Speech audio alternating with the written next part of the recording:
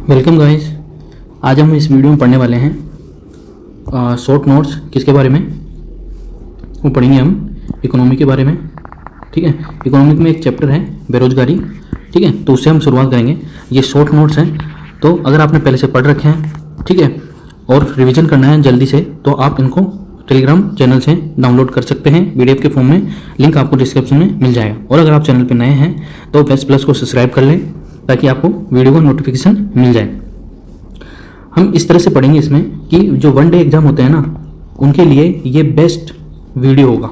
ठीक है, ताकि आपको वन लाइनर क्वेश्चन आपके गलत ना हो। ठीक है, तो चलिए शुरू करते हैं। बेरोजगारी। तो बेरोजगारी से तात्पर्य क्या है, ठीक है, उसके बारे में हम पढ़ेंगे।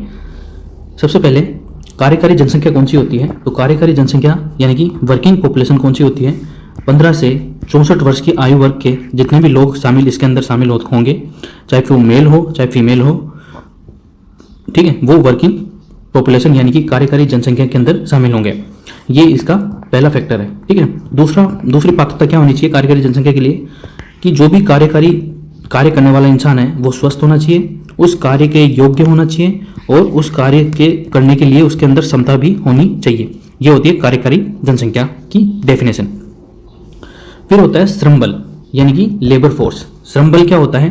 तो उसकी पात्रता, श्रम बल की पात्रता के अंदर या परिभाषा के अंदर आने के लिए आपको 15 से 64 वर्ष की आयु होनी चाहिए आपकी।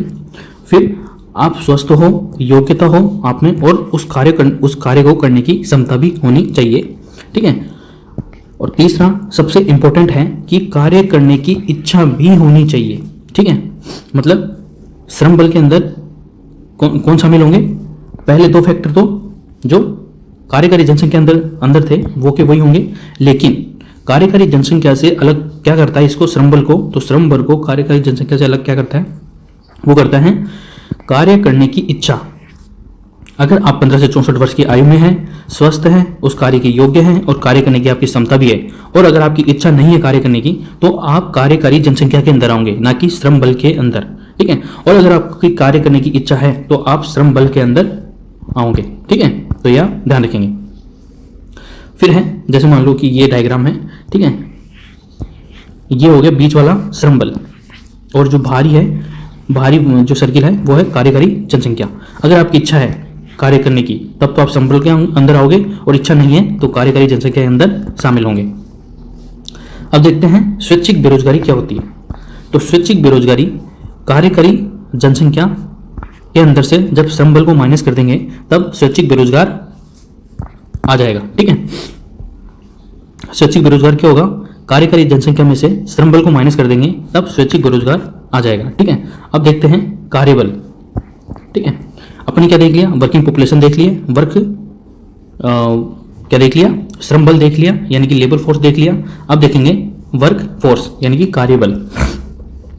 तो कार्यबल के अंदर शामिल होने के लिए 15 से 64 वर्ष की आयु होनी चाहिए। ठीक है, स्वस्थ, योग्यता और उस कार्य को करने की क्षमता होनी चाहिए, कार्य करने की इच्छा, ठीक है, और रोजगार भी मिल गया हो तो वो कार्य बल यानी कि वर्क फोर्स के अंदर शामिल होगा। ठीक है, किसके अंदर? वर्क फोर्स के अंदर शामिल होगा। कौन? जिसको रोजगार भी मिल गया हो। ऊपर के तीन फैक्टर लेबर फोर्स के बराबर ही होंगे। ठीक है, लेबर फोर्स के बराबर मतलब जो लेबर फोर्स के अंदर जो फैक्टर थे, जो पात्रता थी, वो सेम होंगे। ऊपर के तीन यानी कि 15 से 64 वर्ष की आयु, स्वस्थ, योग्यता और क्षमता, कार्य करने की इच्छा, और अगर रोजगार मिल जाता है तो वो श्रम बल को छोड़कर कार्यबल के अंदर शामिल हो जाता है। ठीक है, तो ये भी आप ध्यान रखेंगे। जैसे कि अभी ये है, ठीक है, ये इनर सर्किल जो कि कार्यबल के अंदर, ठीक है, जो भारी सर्किल है वो आ गया श्रम बल के अंदर। ठीक है, और जो भारी है वो है कार्यकारी जनसंख्या, और जो पूरा भारी सर्किल है वो है जनसंख्या। ठीक है, तो यह ध्यान रखेंगे। फिर नेक्स्ट है बेरोजगारी। तो बेरोजगारी कैसे निकालेंगे? तो बेरोजगारी निकालने के लिए श्रम बल में से कार्य बल को माइनस कर देंगे तो बेरोजगारी आ जाएगी। मतलब कितने लोग बेरोजगार है, श्रम बल की जितनी जनसंख्या है उस जनसंख्या श्रम बल की जनसंख्या में से कार्य बल की जनसंख्या को माइनस कर देंगे तो बेरोजगारियों की संख्या आ जाएगी। ठीक है, अब देखते हैं बेरोजगारी के प्रकार कौन कौन से होते हैं। तो तो सबसे पहले हम देखेंगे खुली बेरोजगारी, जिसको प्रत्यक्ष बेरोजगारी के नाम से भी जाना जाता है। आपसे डायरेक्ट क्वेश्चन पूछा जा सकता है कि इसके अंदर कौन से बेरोजगारी के प्रकार हैं, ठीक है। तो आपको ध्यान रखना होगा, सबसे पहले बेरोजगारी के प्रकार में खुली बेरोजगारी या इसको प्रत्यक्ष बेरोजगारी भी कहते हैं। इसके अंदर श्रम बल में आने वाला वह व्यक्ति जिसको न्यूनतम वेतन पर भी रोजगार नहीं मिल रहा है। मतलब खुली बेरोजगारी या प्रत्यक्ष बेरोजगारी वो होता है जिसके अंदर श्रम बल यानी कि लेबर फोर्स में आने वाला वह व्यक्ति जिसको न्यूनतम वेतन पर भी रोजगार नहीं मिल रहा है, वो खुली बेरोजगारी या प्रत्यक्ष बेरोजगारी का सामना करता है, ठीक है। समझ में आ गया आपको। फिर है अल्प बेरोजगारी। अल्प बेरोजगारी से तात्पर्य है कि श्रम बल में यानी कि लेबर फोर्स में आने वाला वह व्यक्ति जो योग्यता और क्षमता के अनुसार कार्य प्राप्त नहीं करता है, उसको अल्प बेरोजगारी कहते हैं। यानी कि जैसे मान लो कि आपने एमए कर रखा है, ठीक है, और एमए आपकी योग्यता है, ठीक है, और एमए के अनुसार आपको अगर काम नहीं मिलता है तो अल्प बेरोजगारी की श्रेणी में आप आओगे। जैसे कि एक बार और समझिए, जैसे कि आपने डॉक्टरी या इंजीनियरिंग की डिग्री कर रखी है, ठीक है। अगर आप इंजीनियर हो तो इंजीनियरिंग फील्ड में जाओ, डॉक्टर हो तो मेडिकल लाइन में जाओ। अगर आप इंजीनियरिंग और डॉक्टर की डिग्री धारण करते हो और अपने फील्ड के अलावा किसी और फील्ड के अंदर काम करते हो तो आप अल्प बेरोजगारी की श्रेणी में शामिल माने जाएंगे, ठीक है। समझ में आ गया होगा अब तो आपको। फिर है नेक्स्ट घर्षण जनित बेरोजगारी। घर्षण जनित बेरोजगारी से तात्पर्य यह है कि कर्मचारी जब अपना एक काम छोड़कर दूसरे काम के तलाश के अंदर या दूसरे काम जब मिल जाता है तो उस बीच के अंदर जो टाइम पीरियड होता है उसी को घर्षण जनित बेरोजगारी कहते हैं। जैसे कि कर्मचारी द्वारा एक काम को छोड़कर दूसरे काम को पाने के मध्य का समय घर्षण जनित बेरोजगारी कहलाता है। मतलब जैसे कि मान लो आपने ये एक काम को छोड़ दिया, ठीक है, फिर आपने बी काम को पकड़ लिया, ठीक है, दूसरा काम ले लिया। अब इन दोनों के बीच के अंदर जितने टाइम आप बेरोजगार रहे वो घर्षण जनित बेरोजगारी कहलाती है, ठीक है, ये अपन ने देख ही लिया। फिर है चक्रीय बेरोजगारी। चक्रीय बेरोजगारी से तात्पर्य है कि अर्थव्यवस्था में तेजी और मंदी के समय बेरोजगारी चक्रीय बेरोजगारी कहलाती है, ठीक है। तो आपको यह ध्यान रखना होगा कि चक्रीय बेरोजगारी से तात्पर्य है कि अर्थव्यवस्था में यानी कि भारतीय अर्थव्यवस्था में तेजी और मंदी के कारण जो बेरोजगारी उत्पन्न होती है वो चक्रीय बेरोजगारी की श्रेणी में आती है। फिर है शिक्षित बेरोजगार। मतलब शिक्षित बेरोजगारी दोषपूर्ण शिक्षा प्रणाली जो अपनी इंडिया की दोषपूर्ण शिक्षा प्रणाली है, ठीक है, अब जाके थोड़ा सुधार होने लग गया है, ठीक है। बाकी बीच के अंदर एंशिएंट के अंदर बढ़िया थी, मिडाइवल और मॉडर्न के अंदर खराब हो गई, फिर अब जाके सुधार होने लग गया है, ठीक है। तो शिक्षित बेरोजगारी से तात्पर्य है कि दोषपूर्ण शिक्षा प्रणाली के कारण तकनीकी कुशलता में कमी के कारण आने वाली बेरोजगारी ही शिक्षित बेरोजगारी कहलाती है। जैसे कि मान लो आपने डिग्री तो ले ली लेकिन आप जो डिग्री ले रखे हो उसको आपको ज्ञान ही नहीं है, ठीक है। जैसे कि आपने इंजीनियरिंग और मेडिकल की डिग्री ले ली और आपको मेडिकल में सिरिंज लगाना नहीं आता, ठीक है, या फिर आपको किसी बीमारी के लक्षण नहीं पता होगा तो फिर आप उसका इलाज कैसे करोगे। वैसे ही इंजीनियरिंग की डिग्री ले ली आपने तो आपको ना तो कंस्ट्रक्शन आता है, ना जैसे कंप्यूटर साइंस है तो ना को आपको कंप्यूटर का नॉलेज हो, तो उसको शिक्षित बेरोजगारी के माध्यम से जानते हैं। फिर है प्रच्छन्न बेरोजगारी। प्रच्छन्न बेरोजगारी सीमांत उत्पादकता से तात्पर्य यहाँ पर यह है कि जैसे मान लो यह ज़्यादातर एग्रीकल्चर में होती है, ठीक है, एग्रीकल्चर में होती है यानी कि कृषि के क्षेत्र में होती है ज़्यादातर। जैसे कि मान लो गाँव ये गाँव के अंदर मिलेगी। जैसे मान लो ये खेत है, ठीक है, खेत के अंदर और एक परिवार के अंदर 4 लोग, तो वो चारों इसी के अंदर लगे हुए हैं, ठीक है। अगर इसके अंदर परिवार में से 2 लोग भी काम करते हैं तो उतना ही उत्पादक होता जितने कि वो 4 लग के उत्पादन कर रहे हैं। मतलब उन दो के लिए यह सीमांत उत्पादकता होगी। मतलब वो 2 अगर काम नहीं भी करें तो भी उतना ही उत्पादन होगा, इसलिए वो सीमांत उत्पादकता में आते हैं और वो बेरोजगारी प्रच्छन्न बेरोजगारी कहलाती है, ठीक है। श्रमिक रोजगार में होने के बाद भी जब श्रमिक रोजगार में होता है यानी कि वो 2 लोग अगर काम करते हैं खेत के अंदर तब भी सीमांत उत्पादकता होगी, तो वो प्रच्छन्न बेरोजगारी होगी जो ज़्यादातर एग्रीकल्चर या कृषि क्षेत्र के अंदर होती है और ये गांव में अधिकतर मिल जाती है। नेक्स्ट है रोजगार कैसे होना चाहिए। तो रोजगार आप मुझे कमेंट करके बताओगे कि कैसा होना चाहिए रोजगार होना चाहिए कि रोजगार के अंदर सुरक्षा हो, कि जैसे कि मान लो आपके पास बॉन्ड बढ़ा दिया आपके पास, ठीक है, कि आपको इतने साल तक तो हम किसी भी कंडीशन में फायर नहीं करेंगे, मतलब आपको जॉब से नहीं निकालेंगे, ठीक है। तो रोजगार की गारंटी होनी चाहिए, कार्य की सुरक्षा होनी चाहिए, ठीक है, और सामाजिक सुरक्षा होनी चाहिए, जैसे कि हेल्थ इंश्योरेंस हुआ, लाइफ इंश्योरेंस हुआ, तो ये सब सामाजिक सुरक्षा भी होनी चाहिए, रोजगार ऐसा होना चाहिए। अब रोजगार दो टाइप का होता है, एक तो औपचारिक क्षेत्र में होता है और एक अनौपचारिक क्षेत्र में होता है। फिर थर्ड है ग्रामीण बेरोजगारी। ग्रामीण बेरोजगारी दो टाइप की होती है, एक हो मौसमी बेरोजगारी और एक प्रचंड बेरोजगारी, जिसका अपन अभी ऊपर पढ़ के आए। असंगठित भौतिक शारीरिक श्रम, ये गांव के अंदर मिल जाती है ग्रामीण बेरोजगारी के अंदर। फिर है शहरी बेरोजगारी। शहरी बेरोजगारी के अंदर औद्योगिक और व्यापार चक्र होता है। शिक्षित बेरोजगारी होती है शहरों में, और प्रवासन बेरोजगारी भी होती है। मतलब जैसे कि मान लो आपको एक शहर में काम नहीं मिल रहा तो आप रोजगार की तलाश में दूसरे शहर में प्लान कर जाते हो, इससे प्रवासन बेरोजगारी भी बढ़ती है। फिर है लैंगिक बेरोजगार। कहने का मतलब यह है इच्छिक बेरोजगार, जैसे कि महिलाएं। अब जैसे महिला है, पढ़ी लिखी है, ठीक है, लेकिन उसको काम नहीं करना क्योंकि वो घर के अंदर जो घरेलू काम होते हैं वो करने में बिजी रहती है, ठीक है, या तो उसको समय नहीं मिलता या वो काम करना नहीं चाहती, ठीक है, तो वो इच्छिक बेरोजगार है, यानी कि वो काम तो कर सकती है लेकिन वो करना नहीं चाहती या फिर घर के कामों में बिजी है। अब जो लैंगिक बेरोजगार है, लैंगिक बेरोजगारी है, वो कौन जारी करता है? सीएसओ और एनएसओ की रिपोर्ट जारी होती है, ठीक है, जो अब एनएसओ बन गया है। सीएसओ और एनएसएसओ दोनों को मिलाकर 2019 के अंदर एक कर दिया है एनएसओ, नेशनल स्टैटिस्टिक ऑर्गेनाइजेशन, ठीक है, तो ये आप ध्यान रखेंगे। फिर नेक्स्ट है कि 2017 में एनएसओ की रिपोर्ट के अनुसार 2017-18 में बेरोजगारी दर कितनी है? कुल कार्यबल का 6.1% है, ठीक है, ये 2017-18 के आंकड़े हैं, जो रिपोर्ट कब आई है? 2019 के अंदर, ठीक है, उसी रिपोर्ट के आधार पर है ये आंकड़े, ठीक है। तो 2017-18 में बेरोजगारी दर कुल कार्यबल का 6.1% है, जो कि 45 वर्षों में यानी कि 45 ईयर्स में सर्वाधिक है। मतलब अब भाजपा ने दावा किया था कि 2-3 करोड़ रोजगार आपको मिल जाएंगे, ठीक है, तो वो कहाँ है रोजगार, ठीक है, तो मतलब 2017-18 में बेरोजगारी दर कुल कार्यबल का 6.1% है, जो कि 45 ईयर्स में सर्वाधिक है, ठीक है, तो ये ध्यान रखेंगे ये आंकड़ा। फिर है 1972-73 के बाद ये सर्वोच्च दर है, मतलब 1972-73 के पहले ये दर इससे ज़्यादा थी, लेकिन उसके बाद ये 45 वर्षों में सर्वाधिक है। अब है centre of monitoring Indian economy के अनुसार, यानी कि CMIE, centre of monitoring Indian economy, पिछले वर्ष लगभग 1.1 करोड़ रोजगारों में कमी आई है, ठीक है, पिछले वर्ष जैसे कि मान लो 2019, 2020, 2018, ठीक है, तो वो कोरोना के कारण 1.1 करोड़ रोजगार में कमी आई है, ठीक है, ये ऑर्गेनाइज सेक्टर में अधिकतर कमी देखी गई है।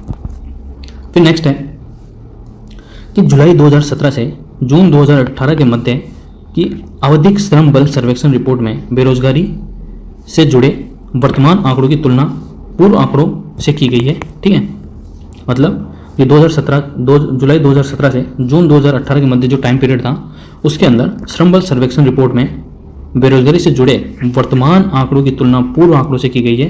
तो उसके आंकड़े निम्नलिखित है, देखते हैं। शहरी क्षेत्र में योग्य युवाओं में 7.8% की बेरोजगारी है। कितने परसेंट की? शहरी क्षेत्र में योग्य युवाओं में, यानी कि जो पढ़े लिखे युवा हैं उनमें कितने परसेंट की बेरोजगारी है? तो वो है 7.8% बेरोजगार है।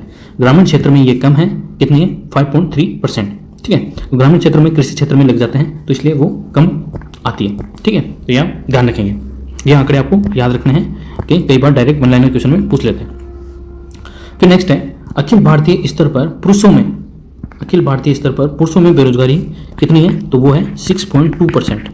कितनी है? 6.2% है संपूर्ण भारतीय स्तर पर पुरुषों की बेरोजगारी, जो कि महिलाओं की तुलना में अधिक है, क्योंकि महिलाओं की जो बेरोजगारी है अखिल भारतीय स्तर पर वो है 5.7%। हालांकि स्लाइटली कम है लेकिन फिर भी कम है। फिर है शहरों में पुरुषों में बेरोजगारी कितनी है? तो 7.1% है। कितनी है? 7.1% शहरों में पुरुषों में बेरोजगारी। और ग्रामीण क्षेत्रों में पुरुषों में बेरोजगारी कितनी है? 5.8%, ये भी कम है, ठीक है। अगर आपसे ये कथन देके पूछें कि शहरों में पुरुषों की बेरोजगारी की तुलना में ग्रामीण क्षेत्र में पुरुषों में बेरोजगारी कम है, तो आपको ये कथन को सत्य मानना होगा, ठीक है। देखिए आपको दिख भी रहा होगा कि शहरों में 7.1% है पुरुषों में बेरोजगारी, जबकि ग्रामीण क्षेत्र में 5.8% ही है। अब शहरी क्षेत्र में महिलाओं में बेरोजगारी कितनी है? 10.8%, ठीक है। और ग्रामीण क्षेत्रों में कितनी है, तो 3.8% है, ठीक है, जो कि काफ़ी अच्छा डिफरेंस है, ठीक है। तो आपसे ये भी कथन देके पूछा जा सकता है कि शहरी क्षेत्र में महिलाओं में बेरोजगारी की तुलना में ग्रामीण क्षेत्र में महिलाओं में बेरोजगारी कम है, ठीक है। तो आपको ये कथन सत्य मानना होगा। अब देखते हैं कि बेरोजगारी के कारण क्या है। तो बेरोजगारी के कारण है धीमी वृद्धि दर, यानी कि ग्रोस डेवलपमेंट प्रोडक्ट, यानी कि जो देश की जीडीपी है उसके अंदर अगर वृद्धि दर धीमी होती है तो वो भी एक बेरोजगारी का कारण है। पिछड़ी हुई कृषि, यानी कि पिछड़ी हुई कृषि से तात्पर्य ये है अगर कृषि के अंदर नवाचार और तकनीक के माध्यम से अगर नई नई वैज्ञानिक विधियां नहीं खोजी जाएगी तो कृषि पिछड़ जाएगी, ठीक है। और पिछड़ जाएगी तो उत्पादन कम होगा, उत्पादन कम होगा तो लोगों को रोजगार कम मिलेगा, ठीक है। तो इस प्रकार 45% सिंचित भूमि है अभी भारत के अंदर, और जो 55% है वो अभी भी मानसून आधारित कृषि होती है भारत के अंदर, जो कि एक विचारणीय है, ठीक है। फिर है जनसंख्या में विस्फोटक वृद्धि, जैसे कि आपने देखा होगा कि 1921 के बाद जनसंख्या में विस्फोट हुआ है, यानी कि 1921 को जनसंख्या विभाजक वर्ष भी कहा जाता है। वृद्धि दर तो कम है देश की, जो अपने 2011 की जनगणना के अनुसार 121.7 करोड़ जनसंख्या है, ठीक है। तो वृद्धि दर तो कम है अपने देश की, जैसे मान लो कि 2.1 है, अभी वर्तमान में 2.1 वृद्धि दर है, ठीक है, देश की। लेकिन 2.1 किसका, 121.7 करोड़ का, तो बहुत सर्वाधिक हो जाता है, बहुत ज़्यादा हो जाता है, ठीक है। तो वृद्धि दर तो कम है, लेकिन न्यूनतम वृद्धि दर भी अधिक हो जाती है क्योंकि अपने देश की आबादी अधिक है, ठीक है। तो यह भी ध्यान रखेंगे आप। अपर्याप्त और दोषपूर्ण रोजगार योजना, ठीक है। जैसे मान लो सरकार ने कोई योजना चलाई, अब योजना तो चला दी, ठीक है, लेकिन उसका जो क्रियान्वयन है वो ढंग से नहीं हुआ, उसकी मॉनिटरिंग ढंग से नहीं हुई, तो वो लोगों के पास पहुंची ही नहीं। इस वजह से अपर्याप्त एवं दोषपूर्ण रोजगार योजना। पूंजी गहन तकनीक पर अधिक बल, जो पूंजी गहन तकनीक है उसके ऊपर अधिक बल देने के कारण भी रोजगार में कमी आती है। दोषपूर्ण शिक्षा प्रणाली, जैसे कि अभी ऊपर अपन ने पढ़ा था कि दोषपूर्ण शिक्षा प्रणाली से तात्पर्य क्या है, तो उसके कारण भी बेरोजगारी में वृद्धि होती है। कुटीर और लघु उद्योगों का सह, मतलब जैसे मल्टीनेशनल एमएनसीज है, ठीक है, एमएनसीज है, ठीक है, और जो अन्य कंपनियां हैं, बड़ी कंपनियां, ठीक है, तो उनके कारण जो कुटीर एवं लघु उद्योग हैं, जो हैंडीक्राफ्ट वगैरह ये सब है, तो उनका कम होना भी कहीं ना कहीं बेरोजगारी को बढ़ावा देता है, क्योंकि वो ही एमएसएमई ही सर्वाधिक रोजगार देती है इंडिया के अंदर, ठीक है। तो इसलिए ये भी एक चिंता का कारण है। अब देखिए एनएसओ द्वारा बेरोजगारी को डिफाइन किया गया है, ठीक है, तीन तरह से डिफाइन किया गया, दैनिक, साप्ताहिक और वार्षिक बेरोजगारी।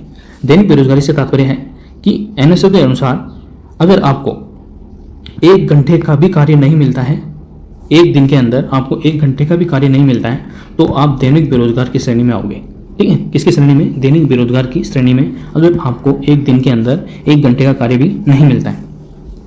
फिर एनएसओ के अनुसार है कि साप्ताहिक बेरोजगारी, यानी कि वीकली बेरोजगारी, सर्वे के दौरान 4 घंटे यानी कि आधे दिन का भी काम नहीं मिला हो 7 दिन के अंदर, 7 दिन के अंदर 4 घंटे या आधे दिन का काम भी नहीं मिला हो, उसको साप्ताहिक बेरोजगारी की श्रेणी में माना जाएगा।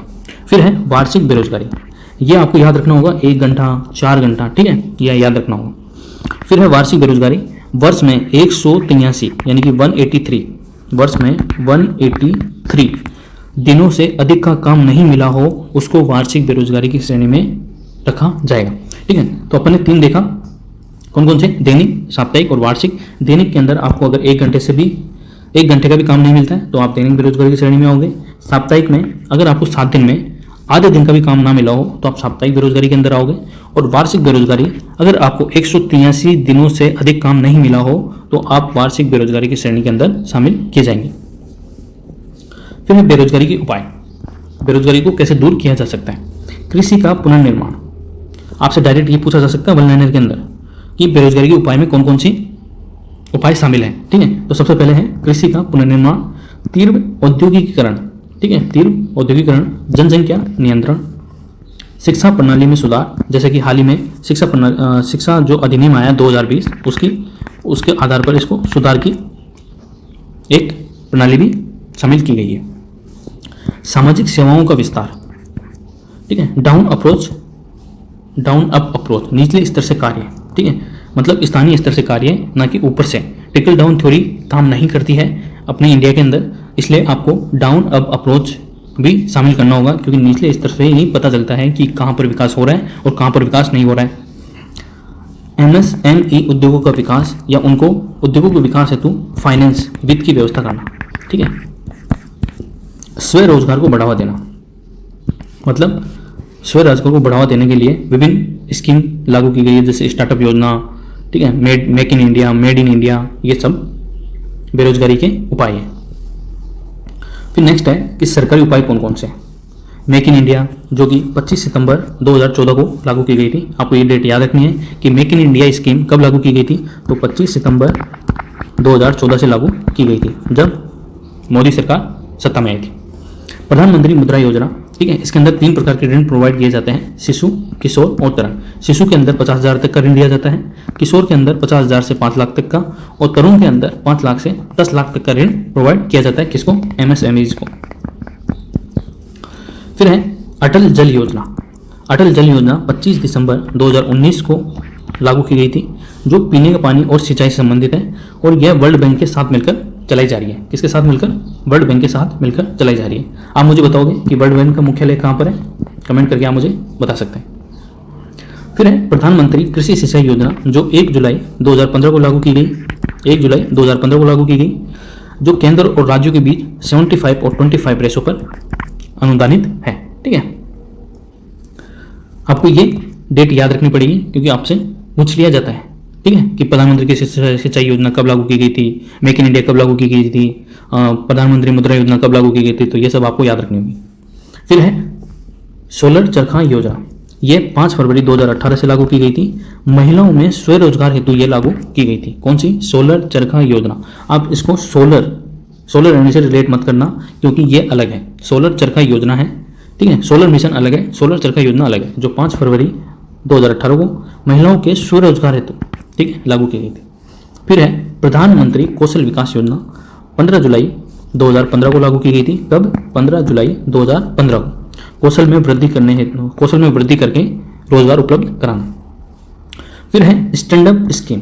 कौन सी? स्टैंड अप स्कीम 5 अप्रैल 2016 से नोएडा के अंदर इसको लॉन्च किया गया था। कौन सी? स्टैंड अप स्कीम को 5 अप्रैल 2016 को नोएडा के अंदर, जो कि गुरुग्राम के अंदर है, लॉन्च किया गया था। इसके अंदर SC/ST महिला उद्यमियों हेतु यह योजना लागू की गई थी। SC/ST महिला उद्यमियों हेतु स्टैंड अप स्कीम लागू की गई थी। इसके अंदर 10 लाख से 1 करोड़ तक की ऋण सीमा है। मतलब अगर आप कोई MSME स्टार्ट करना चाहते हो या कोई स्टार्टअप स्टार्ट करना चाहते हो, तो आपको 10 लाख से 1 करोड़ तक का ऋण दिया जाएगा। और यह ऋण किसके द्वारा दिया जाएगा? तो सिडबी द्वारा ऋण की आपूर्ति की जाएगी। सिडबी का फुल फॉर्म आप मुझे कमेंट में बताएंगे कि सिडबी का फुल फॉर्म क्या है, ठीक है। फिर है बिना गारंटी ऋण दिया जाएगा, मतलब आपको कोलेटरल नहीं रखा जाएगा, कोई भी बिना किसी कोलेटरल के, बिना गारंटी का आपको ऋण दिया जाएगा। नेक्स्ट है स्टार्टअप स्कीम, ठीक है। कौन सी? स्टार्टअप। वो स्टैंड अप थी, ठीक है, जो SC/ST और महिलाओं हेतु थी। अब है स्टार्टअप, जो 16 जनवरी को स्टार्टअप डे के रूप में मनाया जाएगा, जो 2022 से शुरू किया गया प्रधानमंत्री मोदी द्वारा। 16 जनवरी को स्टार्टअप डे मनाया जाएगा, जो कि 2022 से मनाया जाएगा। कब? 16 जनवरी को। स्टार्टअप सभी हेतु, यानी कि युवाओं की मदद करने के लिए स्टार्टअप योजना चालू की गई है। कब की गई? ये 15 अगस्त 2015 को की गई है। 15 अगस्त 2015 को स्टार्टअप योजना चालू की गई है। नेक्स्ट है, ये सब सरकारी उपाय हैं बेरोजगारी को कम करने के लिए। फिर है कृषि कल्याण अभियान, 1 जून 2018 को लागू किया गया, जो 31 जुलाई 2018 तक चला। इसके अंदर 2022 तक किसानों की आय को डबल करना था इसका उद्देश्य, और 111 आकांक्षी जिलों में, जिनमें से 1000 से अधिक आबादी वाले गांव भी शामिल हैं, ठीक है, उनको इसके अंदर शामिल किया गया है। और इसका कार्य क्या है? कार्य है मृदा स्वास्थ्य कार्ड जारी करना, ठीक है।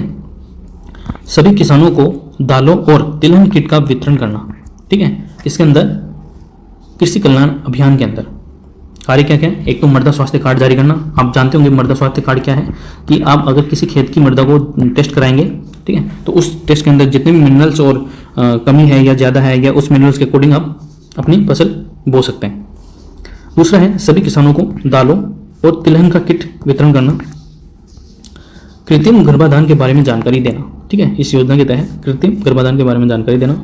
विशेष क्षेत्रों में प्रति परिवार 5 रुपए बागवानी कृषि वानिकी बांस के पौधों का वितरण करना, मतलब एक पौधा 5 रुपए का आपको दिया जाएगा सरकार की तरफ से। नेक्स्ट है मनरेगा और सबसे इंपॉर्टेंट, बेरोजगारी कम करने में सबसे इंपॉर्टेंट रोल इसका है। हालांकि इसके अंदर कौशल की जरूरत नहीं होती है, फिर भी ये इंपॉर्टेंट है।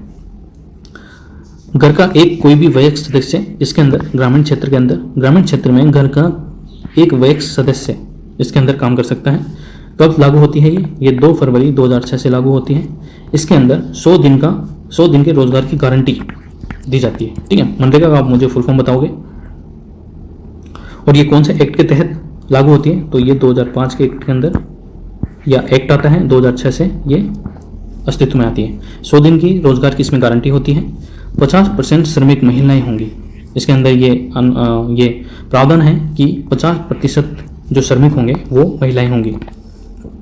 और यह 90% केंद्र द्वारा वित्त दिया जाएगा इसके अंदर, और 10% जिस राज्य के अंदर ये चालू की गई है उस राज्य द्वारा वहन किया जाएगा। तो ये अपन ने पढ़ा बेरोजगारी से संबंधित संपूर्ण जानकारी। ये वीडियो आपके लिए बहुत इंपॉर्टेंट है, वनडे एग्जाम के लिए और विभिन्न तरह के एग्जाम के लिए भी ये इंपॉर्टेंट है, और फास्ट रिवीजन के लिए भी ये इंपॉर्टेंट है, ठीक है। तो आप इस वीडियो को 1 से 2 बार देखिए तो आपके ये अच्छे से याद हो जाएंगे, ठीक है। वीडियो पूरा देखने के लिए धन्यवाद।